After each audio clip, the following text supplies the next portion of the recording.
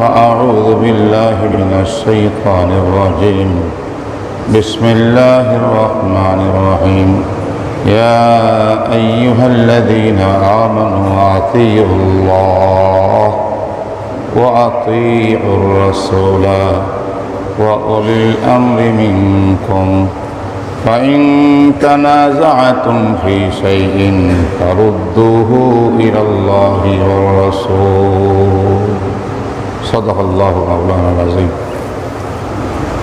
وعن أبي هريرة رضي الله تعالى عنه قال قال رسول الله صلى الله عليه وسلم سبعة يظلهم الله في ظله يوم لا ظل إلا ظله الإمام العادل وشاب نشأ في عبادة ربي إلى آخر الحديث أو كما قال عليه الصلاة والسلام. সম্মানিত উপস্থিতি, আল্লাহ পাকের মহান দরবারে অন্তরে অন্তঃস্থল থেকে শুকর জ্ঞাপন করছি যে আল্লাহ তাআলা মেহেরবানি করে আমাদের মতো কিছু নাখান্দা গুনাহগারকে আল্লাহর ঘরে উপস্থিত হওয়ার জন্য জুমার নামাজ উপলক্ষে তৌফিক দিয়েছেন। সেই তৌফিক দেনেওয়ালা মহান রব্বুল আলামিনের দরবারে কালিমাতুশ শুকর আদায় করছি আলহামদুলিল্লাহ।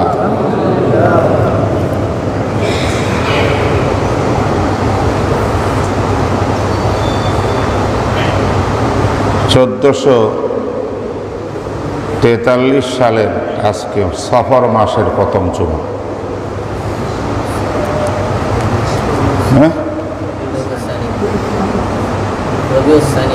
রবিউস-সানির প্রথম জুমা। গত শুক্রবারে ছিল রবিউল আউয়ালের শেষ জুমা। জি, শেষ জুমা উপলক্ষে আলোচনা গত শুক্রবারে শুনছেন রবিউল আউয়ালে। আজকে রবিউস-সানি, এটার প্রথম জুমা।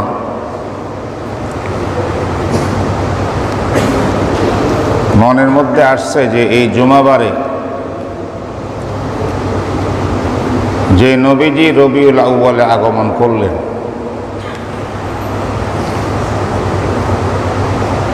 তার সম্পর্কে, তার সিরাত সম্পর্কে বিশেষ বিভিন্ন আলোচনা আমরা পুরা রবিউল আউয়াল মাসে শুনছি।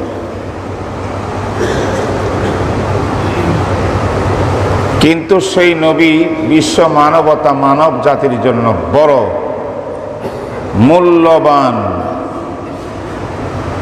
গুরুত্বপূর্ণ যে আদর্শ রেখে গিয়েছেন, নসিহত রেখে গিয়েছেন, উপদেশ রেখে গিয়েছেন,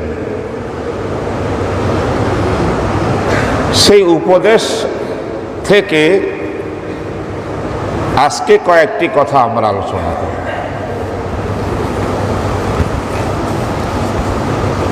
আজকে সিরাত নিয়ে আলোচনা নয়, আজকে শরীয়তের বিধিবিধান নিয়ে আলোচনা, যে বিধিবিধান বিশ্বনবী মুহাম্মদ রাসূলুল্লাহ আল্লাহর পক্ষ থেকে এনে মানব জাতিকে উপহার দিয়েছেন।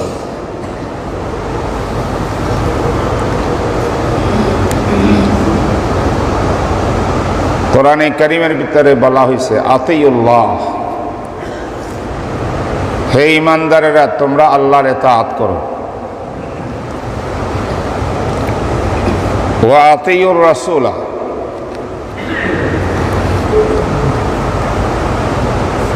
আল্লাহ পাকের ইতাআত করার সিস্টেম হইল আতিউর রাসূলা, নবীকে ইতাআত করো।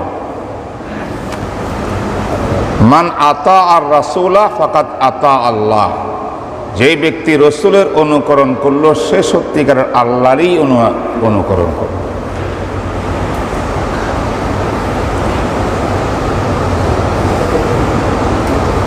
আল্লাহর অনুকরণ করব আমরা, এটা আল্লাহ পাকের নির্দেশ। সেই অনুকরণটা হবে রাসূলুল্লাহ সাল্লাল্লাহু আলাইহি ওয়াসাল্লামের অনুকরণের মাধ্যমে। এই জন্য আজকে রসুলের অনুকরণ, ওনার কিছু বিধান, ওনার কিছু কথা শোনাবো, যে কথাগুলোর উপরে আমল করলে পরে আমরা আল্লাহ পাককে অনুকরণ করেন ওয়ালার মধ্যে অন্তর্ভুক্ত হব।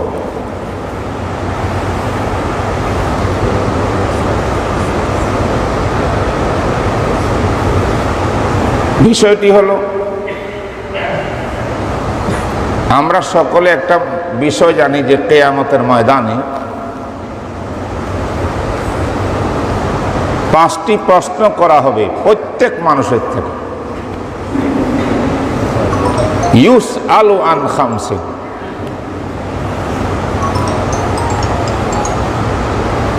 কিয়ামতের ময়দানটা কেমন, শুধু এটার বিবরণ দিলে অনেক সময় লাগবে। কোরআনে হাদিসে যথেষ্ট বয়ান আছে কিয়ামতের মাঠ কেমন হবে।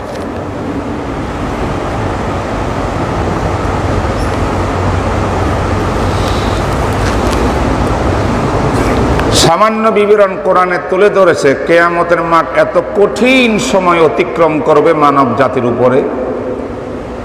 ইয়াউমা ইয়াফিরু মারউ মিন আখিহি ওয়া উম্মিহি ওয়া আবিহি ওয়া সাহিবাতিহি ওয়া বানিহি।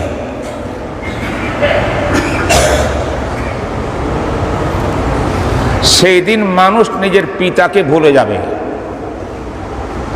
প্রত্যেকটি মানুষ তার মাকে বলে যাবে, প্রত্যেকটি মানুষ তার ভাইকে বলে যাবে, প্রত্যেকটি মানুষ তার সন্তানকে ভুলে যাবে, প্রত্যেকটি মানুষ তার বন্ধু বান্ধবকে ভুলে যাবে। দেখলেও তাকাবে না, এড়াই চলবে, শুধু নিজের ফিকির, নাফসি নাফসি নাফসি।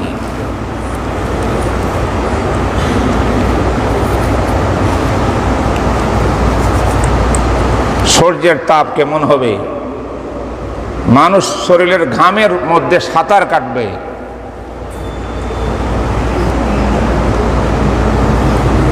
এত কঠিন হবে, এত কঠিন হবে, এত কঠিন হবে যে সন্তানের জন্য আজকে পিতা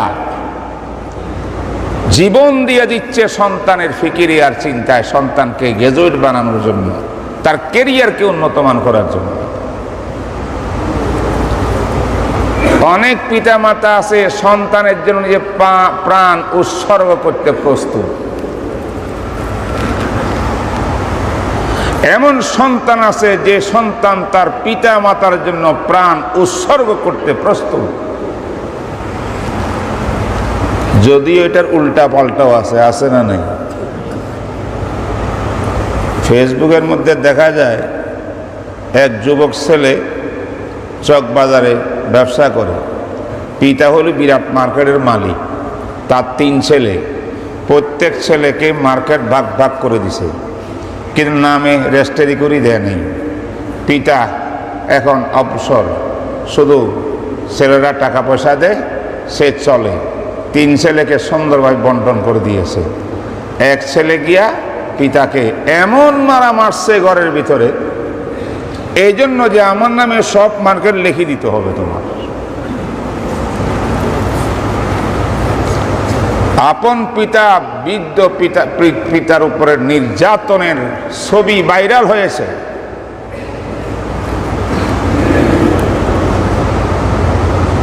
কত সন্তান নিজের মা আপন মেয়েকে ছুরি মেরে হত্যা করেছে, শ্বাসরুদ্ধ করে হত্যা করেছে, ঘটনা বাংলাদেশে ঘটেছে। এরা তো কুলাঙ্গার, এরা তো সন্তান না, এরা মা না, কুলাঙ্গার। এদের কথা বলছি না, সত্যিকারের মা যারা, সত্যিকারের সন্তান যারা, তারা নিজের মা বাপের জন্য প্রাণ উৎসর্গ করতে কোনো দ্বিধাবোধ করবে। চিন্তা করুন তো, আমরা যারা মসজিদের মধ্যে বসে আছি, নিজের সন্তান আওলাদের ভবিষ্যৎ চিন্তা করে আমরা কি না করতেছি। যেই সন্তানের জন্য এত চিন্তা, এত ফিকির, জীবন দিতে প্রস্তুত, আল্লাহর কসম মুহাম্মদুর রাসূলুল্লাহ সাল্লাল্লাহু আলাইহি ওয়াসাল্লাম নয়, আল্লাহ পাক ডাইরেক্ট বলছেন, হাসরের মাঠটা এমন অবস্থা হবে, প্রত্যেকটি লোক নিজের সে পিতা মাতাকে ভুলে যাবে, পরিচয় দিবে না, নিজের চিন্তায় ব্যস্ত, নাফসি নাফসি নাফসি নাফসি।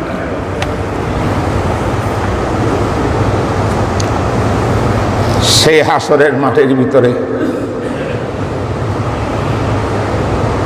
আল্লাহ পাকের কাছে তিনবার মানব জাতি পেশ হবে।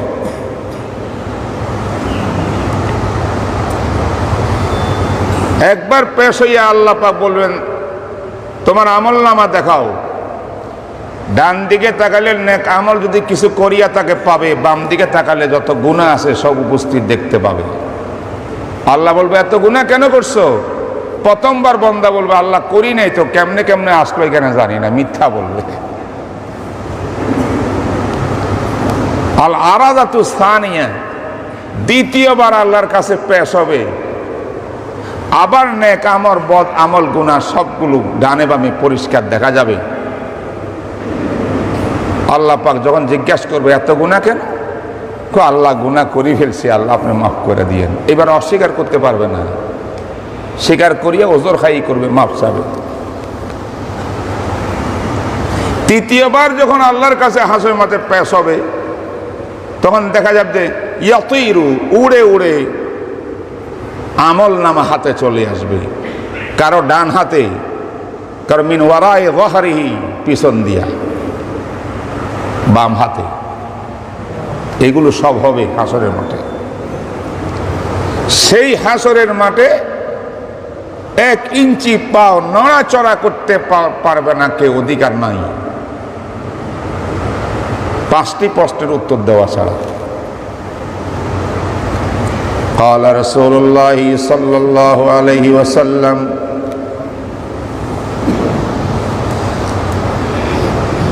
يسأل عن 5 عن عمره فيما أفناه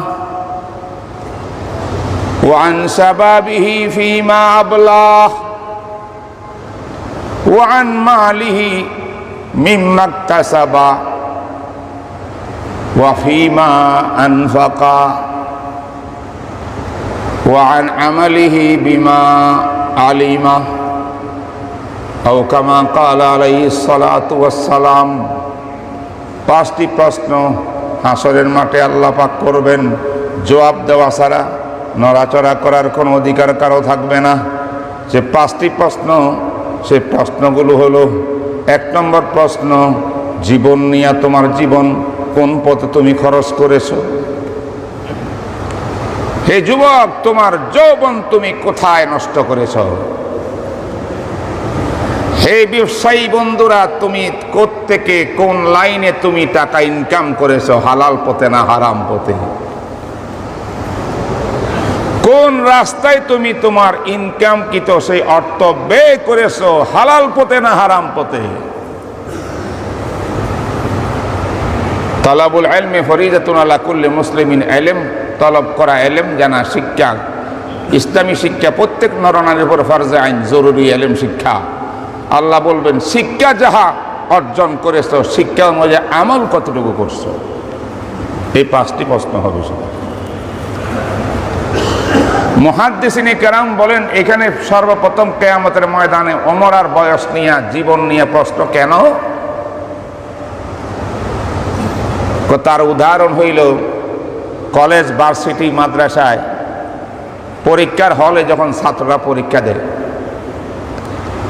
3 ঘন্টা সময় বরাদ্দ করা হয়। 3 ঘন্টা থাকবে তোমার পরীক্ষার টাইম।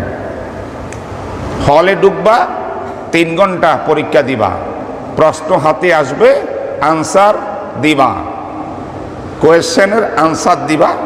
এই প্রশ্নপত্র এখানে 1 2 3 4 5 উত্তর দিবা। কি বলেন, আমরা এরকম পরীক্ষার্থী যদি হইতাম, হলের মধ্যে ঢুকতাম, 3 ঘন্টার সময় বেঁধে দিত, 1 সেকেন্ডও নষ্ট করতে চায় না ভালো ছাত্ররা, চেষ্টা করবে আপ্রাণ ভালো করে আনসার দেওয়ার জন্য। ঠিক না বেঠিক বলে? ভালো আনসার দিয়েছে, রেজাল্ট ভালো হয়েছে। আর ওই 3 ঘন্টা যে নষ্ট করেছে, আনসার লেখে নাই, সে বরবাদ করছে, হালাক হয়ে গেছে, ফেল। মুহাদ্দিসিনে কেরাম বলেন, মানব জাতির ৬০, ৭০, ৮০, ১০০ বছরের যে হায়াত জীবন, এই জীবনটা পৃথিবীটা হলো পরীক্ষার হল।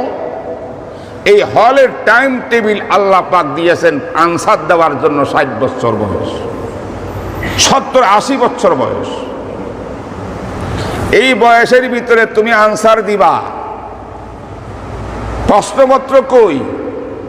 মুহাম্মদুর রাসূলুল্লাহ সাল্লাল্লাহু আলাইহি ওয়াসাল্লাম আল্লাহর পক্ষ থেকে কোরআন হাদিসের মাধ্যমে মানব জাতির জন্য যত বিধিবিধান হালাল হারামের জায়েজ না জায়েজ এনেছেন, এগুলা সব হইল আনসার প্রশ্নপত্র। এটা মেনে চলা হইল আনসার দেওয়া।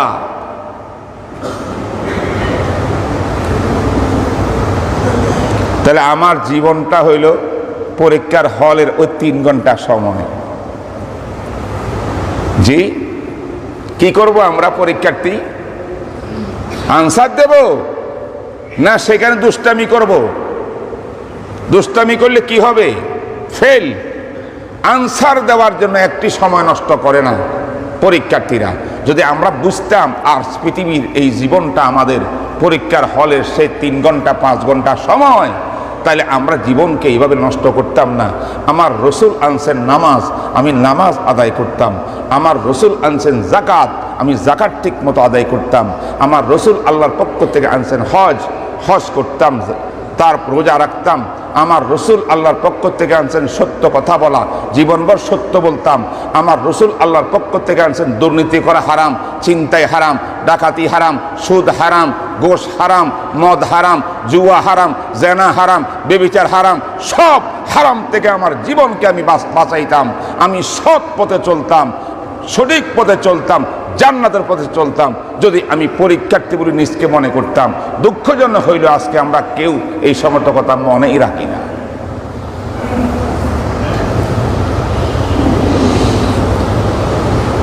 প্রশ্নপত্র হইল কোরআন আর সুন্নাহ, রসুলের আনিত বিধিবিধান। যে রসুলের কথা পুরা রবিউল আউয়াল বয়ান করা হয়েছে সিরাতুন নবীর উপরে, সেই নবীর আনিত বিধিবিধান হইল আমার জীবনের প্রশ্নপত্র। এই জীবনটা দিয়ে আমি আনসার দিতে হবে। সেই দিন কিয়ামতের ময়দানে আল্লাহ পাক আমার প্রশ্নপত্র আমার আনসার দেখবেন, জিজ্ঞাসা করবেন, ফলাফল দিবেন। পরীক্ষার ফলাফল ডান হাতে না এলে বাম হাতে। তোমার জীবন কোথায় নষ্ট করেছো, কোথায় ব্যয় করেছো, আমার দেয়া জীবন হিসাব দাও। وعن شبابه فيما أبلى وعن ماله فيما اكتسبت। মাল সম্পদ কোটিপতি হইছো, টাকা কোত্থেকে আসছিল? হালাল পথে না হারাম পথে? বৈধ পথে না অবৈধ পথে? প্রশ্নকারী আল্লাহ, মিথ্যা বলার সুযোগ নাই। সব ফলাফলের ভিত্তিতে এবার আসবে কেড়ে আমল নামা। কারো ডান হাতে যারা পাস, কারো বাম হাতে পিছন দিয়া তারা ফেল। ফেলওয়ালারা জাহান্নামে যাবে, পাসওয়ালারা জান্নাতে যাবে। সেই হাসরের ময়দানের কথা আমার রাসূল বলেন, সাবআতুন ইউযিল্লুহুমুল্লাহু ফি যিল্লিন লা যিল্লা ইল্লা যিল্লুহু। কিয়ামতের কঠিন ময়দানে আমি আল্লাহ রব্বুল আলামিন 7 প্রকারের আমার বান্দাদেরকে আমি আরশের নিচে ছায়া দেব। ওই দিন ছায়ার কোনো ব্যবস্থা অন্য কারোর জন্য থাকবে না। মানুষ তো গরম তাপের মধ্যে পড়িয়া ঘামের মধ্যে গোসল করবে, হায় হায় করবে, নফসি নফসি বলবে, পৃথিবীর মানুষ আত্মীয় স্বজনকে সব বলে যাবে। এমন কঠিন মুহূর্তে আমি আল্লাহ মেহমান, ভিআইপি মেহমান হিসাবে আমার আরশে ছায়ার নিচে 7 রকম মানুষকে ছায়া দিব। এদের কোনো পেরেশানি হবে না, এদের কোনো দুঃখ হবে না, কষ্ট হবে না। হাউজে কাউসার থেকে এদেরকে পানি পান করা হবে, যে পানি পান করার পরে জান্নাতে যাওয়া পর্যন্ত চিরস্থায়ী কোনোদিন আর পিপাসায় কষ্ট পাবে না। হাউজে কাউসারের পানি। সাওবান রাদিয়াল্লাহু তাআলা আনহুর হাদিস, হাউজে কাউসারের পানি কেমন তিনি বলেন, দুধের থেকে আরো বেশি সাদা এবং মধুর থেকে আরো বেশি মিষ্টি হাউজে কাউসারের পানি। আমার নবী হাউজে কাউসারের পানি খাবেন কাকে? যারা নেককার, সঠিকভাবে আনসার দিয়েছে তাদের জন্য হাউজে কাউসারের পানি। সঠিক আনসার দিতে পারে নাই, হালাল হারামে টাকা কোত্থেকে আনছে জবাব নাই।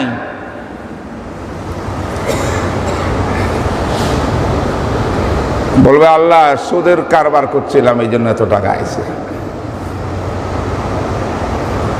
বড় বড় চাকরিজীবী আসছিলাম, কলমের খোসায় গোস টাকা বান্ডিল পকেট লইয়া দস্তখত করে দিয়েছিলাম। অন্যায়ের পথে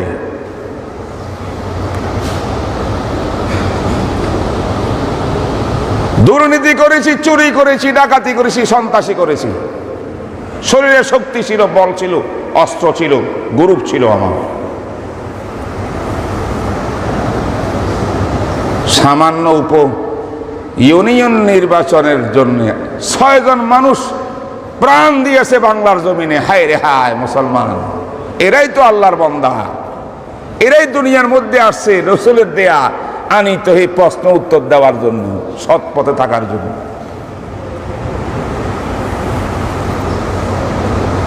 মানুষ মানুষকে খুন করতেছে, এক দল আরেক দলের 2 ভাইকে হত্যা করছে, বনে পায়ে ধরছে, তাদের রেহাই দেয় নাই।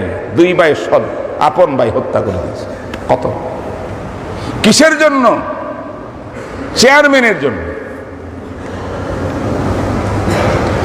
এবার শোনেন চেয়ারম্যানের কাহিনী।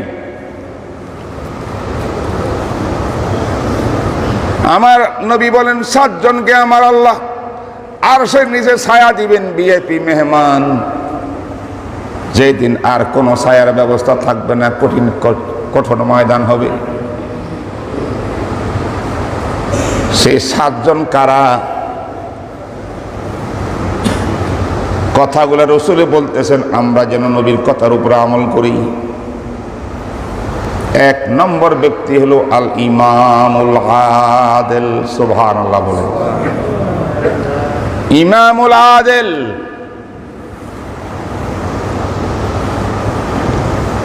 সুবিচারক, রাষ্ট্রপ্রধান।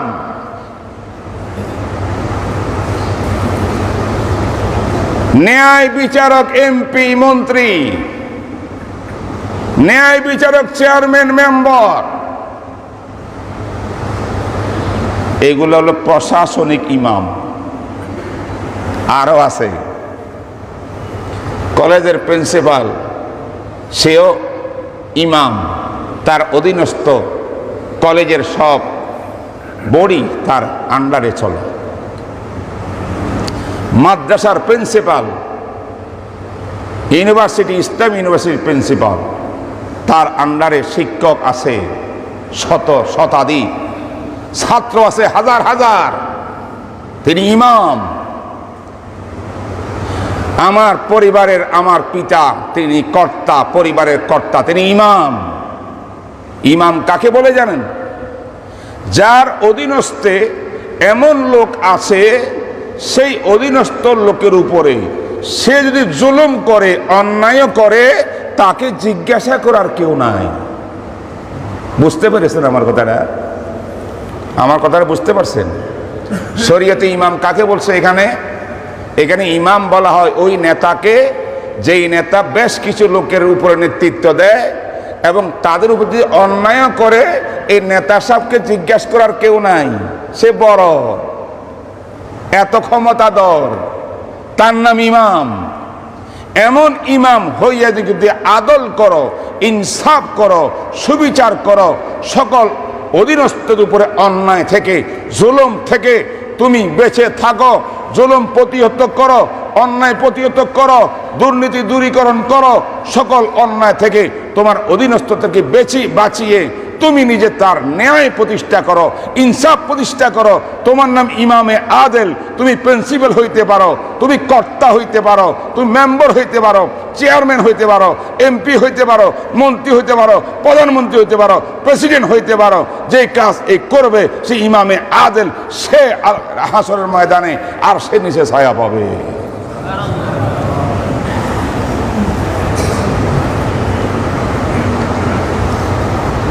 আরশের নিচে ছায়া হবে না ওই ইমামের যে ইনসাফ করে না, দলীয়করণ করে, আত্মীয়করণ করে।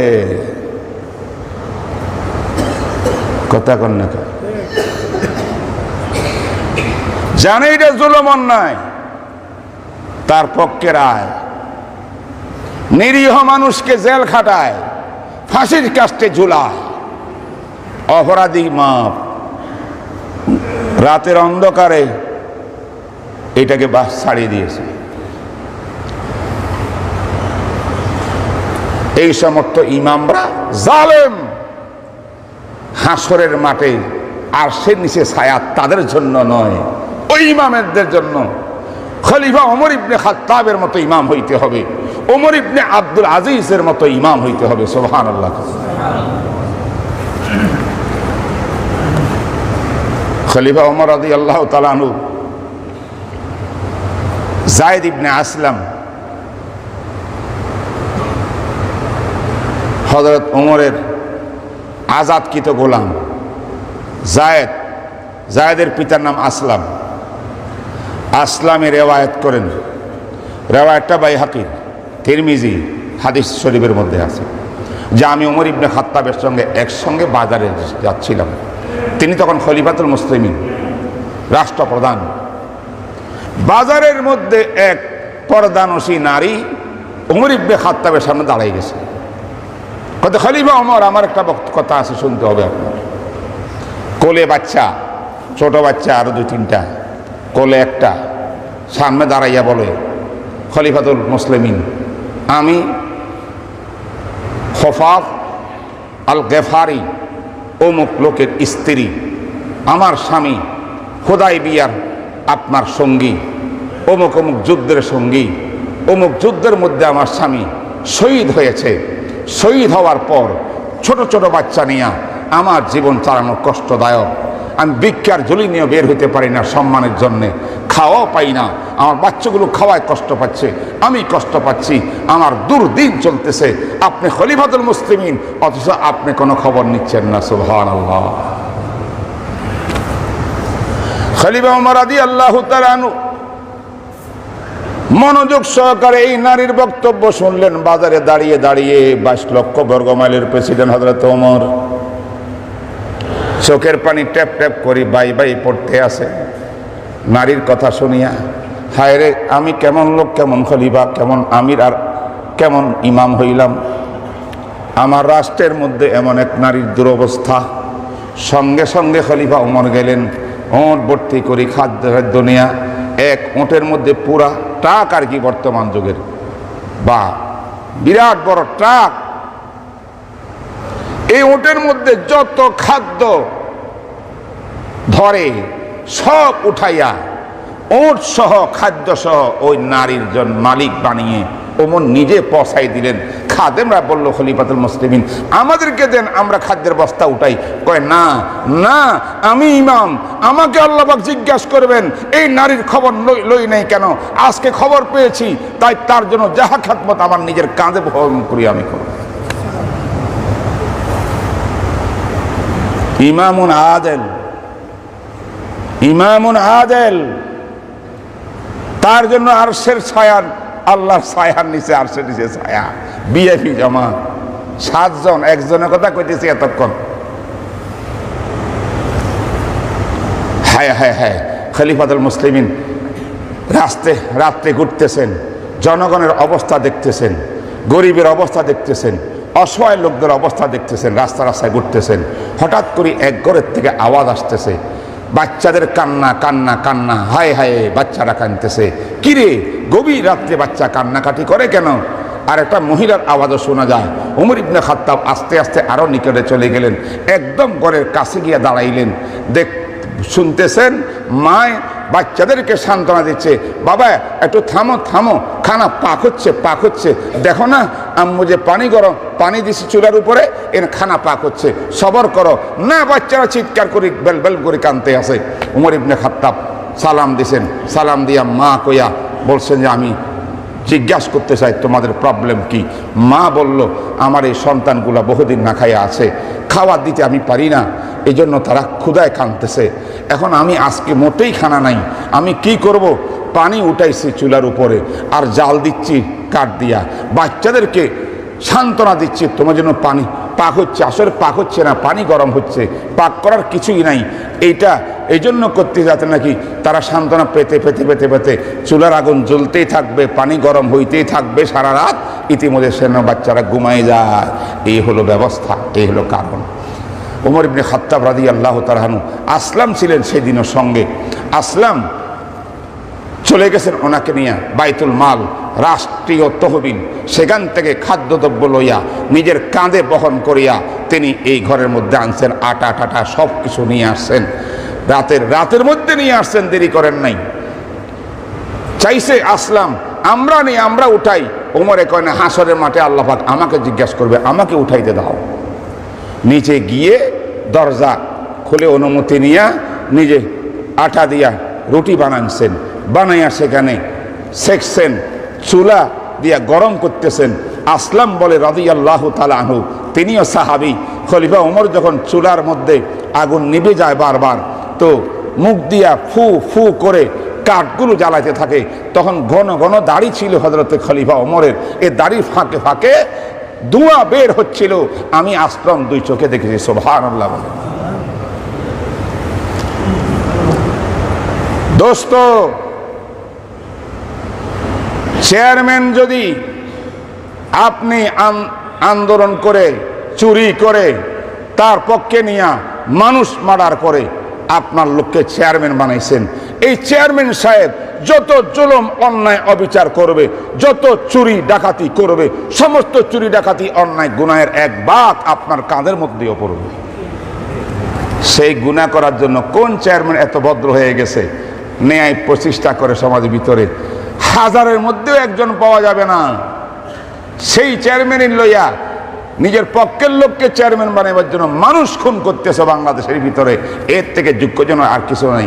ভুলে গেছি আমরা, আমাদের হায়াতটা ছিল পরীক্ষার হল। মনে আছে কিনা? 3 ঘন্টা আমরা আনসার দিতে হবে, কোরআন হাদিস পড়ে আমল করে করে। নিজের মন মতো চলা যাবে না, অন্যায় করা যাবে না, কোরআন সুন্নাহর বিধান মোতাবেক নিজকে পরিচালনা করতে হবে। তাহলে আমাদের রবিউল আউয়াল সফল, রসুলের সিরাত বয়ান করো সফল, রসুলকে মোহাব্বত করে এই দাবিও সত্য। উল্টা হইলে সব দাবি মিথ্যা। আজকে আর কিছু বলতে পারলাম না, টাইম চলে গেল। একটাই পয়েন্ট তুললাম, ইমামুন আদেল। আরো কয়জন রয়েছে? আরো 6 জন রয়েছে। শাবুন নাশাফি ইবাদতে রাব্বিহি। 2 নম্বরে ওই যুবক, যেই যুবকের জীবন কাটে ফি ইবাদতে রাব্বিহি, আল্লাহর গোলামি করতে করতে তার জীবন যায়। সুবহানাল্লাহ। এটার বয়ান আগামী শুক্রবারে হবে ইনশাআল্লাহ।